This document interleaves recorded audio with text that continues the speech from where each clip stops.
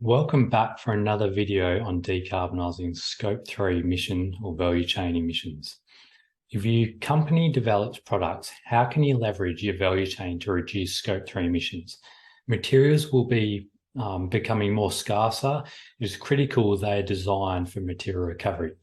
By the end of this series, you'll know the key levers you can pull in your supply chain and most importantly, what not to do.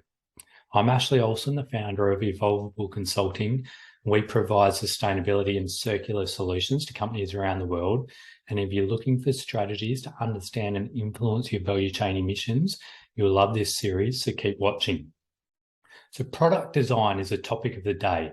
We're highly passionate about designing for sustainability at Evolveable Consulting.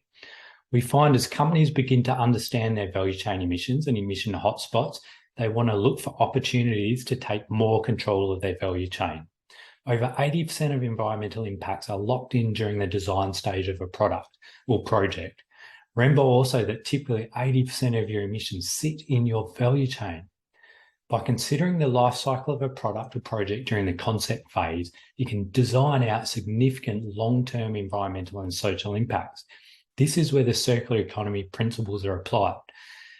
Firstly, material efficiency. So you circulate products and materials at their highest value. You design out waste and pollution, and you regenerate nature.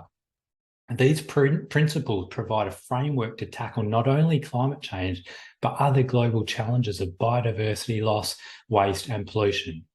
In order to stay ahead of your competition, you need to be evolving your products. Collaboration with your value chain is critical to unlocking new products and opportunities.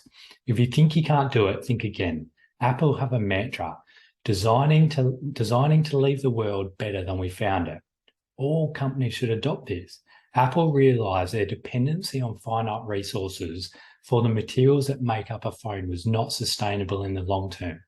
You can now trade a phone in or lease it. This allows Apple to recover the critical minerals and materials, upcycle them into new phones, which in turn reduces the need for further mining. This is their Scope 3 decarbonisation plan in action. It also increases future resilience for the company as their commodity base is embedded within their phones. You need to think about this in design, as you need to design the product to be disassembled to recover as high a percentage as possible. Modularity will become critical in design in the future. We're seeing this play out even in the new energy sector, such as electrolyzers and wind turbines. We have a systematic process we can workshop with your teams to investigate product design to reduce not only value chain emissions, but reduce broader environmental impacts and create shared value along the processes.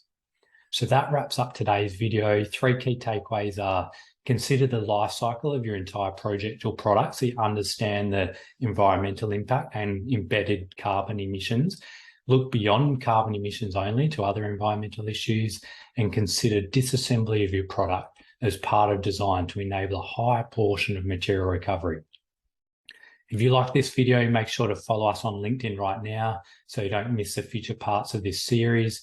If you want assistance with designing for sustainability, please reach out to us through LinkedIn at Evolveable Consulting or head over to evolveable.com. Thank you.